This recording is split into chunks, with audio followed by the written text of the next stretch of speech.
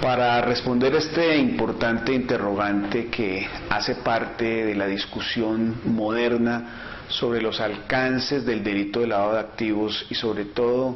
de las responsabilidades tan importantes que legalmente han surgido para los oficiales de cumplimiento, no solamente frente al sector financiero,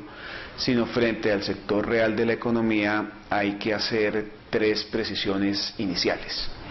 En primer lugar, la prevención del lavado de activos es reconocida hoy como una muy importante práctica mercantil, dado que en el mundo de los negocios de hoy siempre hay que saber quién está al otro lado de la mesa. Las cámaras de comercio del país han entendido y han recomendado a sus afiliados que adopten dentro de sus programas de administración de riesgos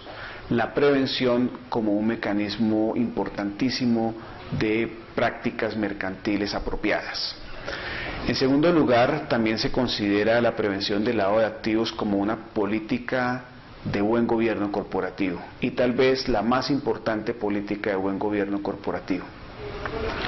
En ese entendido, dentro de todo el tema de compliance o del cumplimiento normativo, no solamente en las empresas del sector real de la economía, sino también en el sector financiero, ese cumplimiento de las prescripciones en materia de administración del riesgo de lavado de activos constituye una política de buen gobierno corporativo. Y en tercer lugar, el programa de prevención del lavado de activos de una empresa y la manera como adopta políticas para evitar las prácticas de corrupción derivadas de actividades del sector público o del sector privado vienen a constituir lo que también en las empresas se denomina la administración del riesgo legal y particularmente del riesgo legal penal. Hoy por hoy, en los programas de cumplimiento de todas las empresas, es muy importante adoptar políticas que permitan prevenir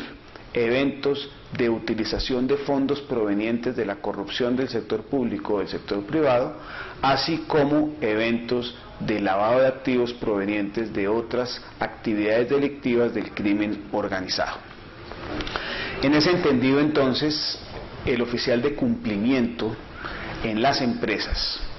así como ocurre con los oficiales de cumplimiento en el sector financiero, en donde se originó todo este conjunto de disposiciones preventivas que hacen parte de una regulación prudencial, tiene un rol muy concreto, un rol muy específico.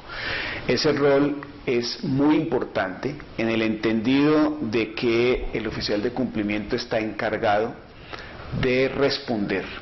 porque los sistemas de prevención en la empresa respectiva se cumplan. Tiene una función entonces de cumplimiento normativo, es decir, que el sistema integral de prevención en la empresa funcione, de tal suerte que si funciona y reduce los riesgos inherentes a la actividad económica, obviamente el oficial de cumplimiento satisface las obligaciones derivadas de ese rol que se le ha impuesto legalmente. Tiene entonces el oficial de cumplimiento una función esencial de satisfacer unos estándares mínimos legales que están previstos precisamente para evitar que el riesgo de lavado de activos en una empresa se concrete. Entonces, tiene el oficial de cumplimiento lo que la doctrina en materia penal ha denominado deberes reforzados de conducta o deberes reforzados de comportamiento. Por eso es que el oficial de cumplimiento integra la alta gerencia de la compañía, hace parte de la alta gerencia de la compañía y en desarrollo de esos deberes reforzados de comportamiento o de conducta, pues tiene un rol que satisfacer precisamente.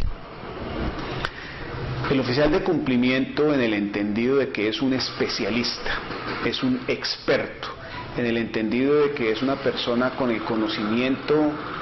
que lo habilita para fungir como tal, está llamado a cumplir ese rol en tanto que especialista en la prevención del lavado de activos. Por eso es que tiene unos deberes reforzados de comportamiento. A él le corresponde de manera inicial y de manera definitiva administrar el riesgo del lavado de activos. Por eso es que el oficial de cumplimiento tiene una posición de garantía, tiene una posición de garante, una posición de responsabilidad de que todo el sistema de una empresa en materia de prevención de lavado de activos se satisfaga, se cumpla y las obligaciones de reporte de operaciones inusuales, intentadas, no habituales o sospechosas igualmente se realicen. Ese rol se satisface por parte del oficial de cumplimiento en todos aquellos eventos en que pueda demostrar y acreditar a través de los sistemas de gestión documental que ha cumplido con la normatividad que en las empresas se impone desde la órbita de las distintas regulaciones, bien sea la regulación general en materia de oficiales de cumplimiento en el sector financiero derivada del decreto 663 del 93, o ya sea las especiales que surgen de las circulares o resoluciones de la Superintendencia de Sociedades o de la Superintendencia de Tránsito y Transportes o de la DIAN, en fin, de todas las autoridades que han emitido regulación normativa en materia de prevención de lavado de activos. El rol del oficial de cumplimiento radica fundamentalmente entonces en evitar que el peligro de lavado de activos se concrete,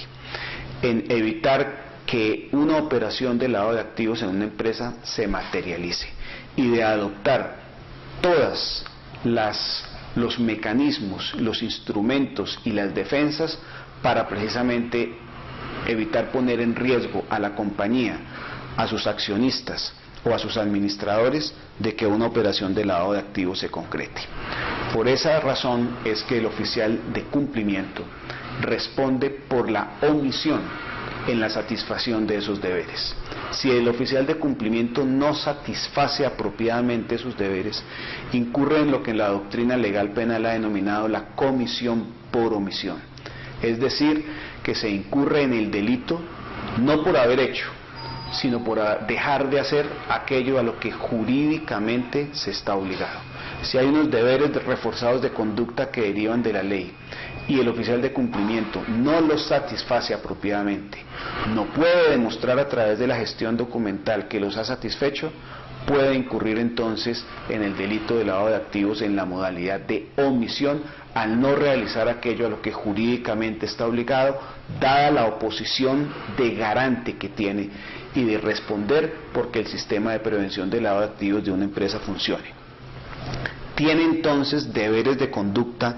que si no ejecuta con arreglo a los estándares normativos, lo hace incurrir en el delito en la modalidad de omisión. Ocurre como ocurre con los revisores fiscales en las empresas,